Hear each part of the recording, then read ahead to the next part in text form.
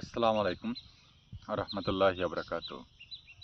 সম্মানিত কলিজার ভাই আপুরা, দেশ ও দেশের বাইরে যে যেখানে অবস্থান করিতেছেন, আপনাদের সকলকে আমরা অন্তঃস্থল থেকে অনেক অনেক শ্রদ্ধা ও ভালোবাসা। আপনাদের উদ্দেশ্যে আমি একটা কথা বলতে চাই যে অনেকেই দেখা যায় লাইভ স্ট্রিমিং করছে এবং বিভিন্ন লাইভে অংশগ্রহণ করছে, এবং যারা লাইভ করতেছে তারা একটা কথা বেশি ভাবে বলতেছে যে আপনারা লাইভে অংশগ্রহণ করুন আর লাইভটাকে হচ্ছে অনেক অনেক বেশি বিভিন্ন গ্রুপে বা নিজস্ব প্রোফাইলে শেয়ার করতে। আচ্ছা, আপনারা লাইভের প্রতি আপনারা এতটাই গুরুত্ব দিচ্ছেন, কিন্তু আপনাদের যে মেন জিনিস যেটা ভিডিও, আপনাদের ভিডিও এবং ভিডিওর প্রতি আপনারা তেমন গুরুত্ব দেন না। আমাদের সকলের উচিত প্রত্যেকের ভিডিও দেখা এবং ভিডিওর অনুযায়ী গঠনমূলক কমেন্ট করা এবং ভিডিওটা শেয়ার করে দেওয়া। এতে করে আপনারা সেখান থেকে বেনিফিট পাবেন এবং যে জিনিস শেয়ার করবেন তিনিও এখান থেকে কিছুটা হচ্ছে এঙ্গেজমেন্ট পাবেন।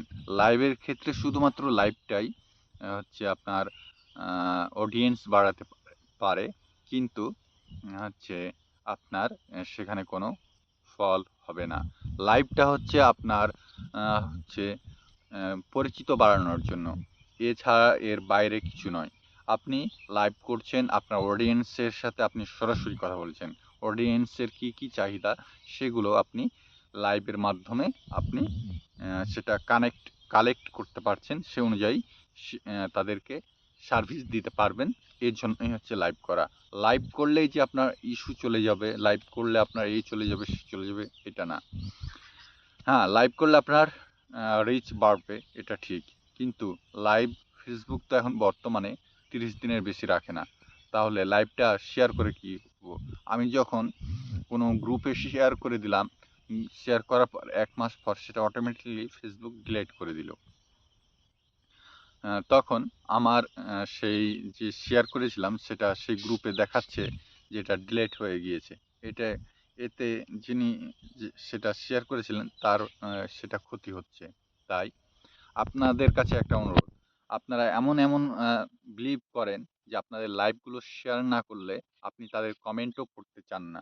অনেকে আবার বাজে এরকম কথা বলেন, যে পিন চাইতে গেলে বিভিন্ন ধরনের কথা বলেন যে লাইভটা আগে শেয়ার করেন। আরে ভাই, লাইভ শেয়ার করার মধ্যে পিনের সম্পর্ক কি? আবার হচ্ছে আপনার কমেন্ট পড়ার সম্পর্ক কি? মানে আপনি অডিয়েন্সের আপনার গুরুত্ব দিচ্ছেন না। তাহলে অডিয়েন্সকে যদি আপনি গুরুত্ব না দেন, তাহলে অডিয়েন্স আপনি ধরে রাখবেন কিভাবে? অডিয়েন্স আপনার কাছে থাকবে কিভাবে?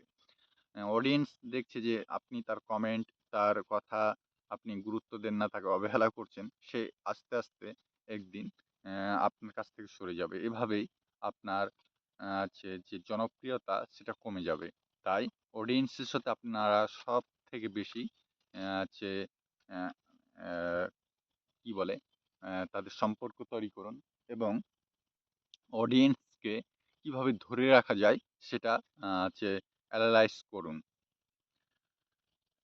অডিয়েন্সকে সবসময় বন্ধুত্বের সুলভ আচরণ করুন। তাদেরকে কখনো অবজ্ঞা করবেন না। অডিয়েন্সদের প্রত্যেকটা আপনাদের ভিডিও পোস্টে কমেন্ট যারা করেন তাদের প্রত্যেককে রিপ্লাই দেওয়ার চেষ্টা করবেন। রিপ্লে আপনার এনগেজমেন্ট, আপনার রিচ, আপনার সবকিছু বৃদ্ধি করবে। আপনারা কথায়, কথায় বলে থাকেন যে আমার ভিডিওতে যারা কমেন্ট করবেন আ আ এবং অন্যান্য যারা কমেন্ট করেছে তাদের হচ্ছে ৫ টা কমেন্টে লাভ রিঅ্যাক্ট দেন, রিপ্লে কমেন্ট করেন।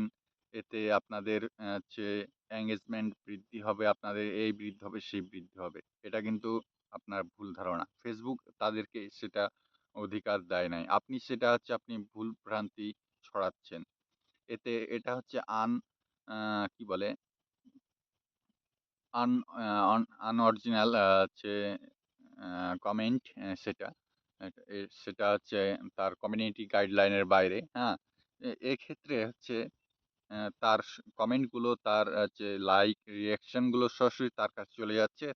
সে অ্যা মন চাইলে তাকে ব্যাক দিবে, না চাইলে ব্যাক দিবে না। কিন্তু আপনি যদি প্রত্যেকটা কমেন্ট আপনি ১০ টা, ২০ টা, ৩০ টা আপনি যত ইচ্ছা আপনার হচ্ছে ভিডিও আপনি হচ্ছে কমেন্টমেন্ট করুন, রিপ্লাই করুন, সেটা আপনার লাভ হবে। আ আর সেটা অডিয়েন্সের কোনো লাভ নাই। অডিয়েন্স আপনার ভিডিওতে গিয়ে আপনার গঠনমূলক কমেন্ট করলো। কমেন্ট করার পর লাস্ট এখানে সে এটা বলে আসতে পারে যে আমি নতুন বা আমার হচ্ছে আপনারা সবাই আমাকে সহযোগিতা করুন। আমার পরিবার থেকে ঘুরে আসুন। এটুকুনি ছাড়া আর কিছু বলতে পারে না। তাই সবার কাছে কোনো ভালো যদি আমি খারাপ বলে থাকি আমাকে আপনারা ক্ষমা করবেন। সবার কাছে বিদায় নিচ্ছি। সবাই ভালো থাকবেন, সুস্থ থাকবেন। আল্লাহ হাফেজ।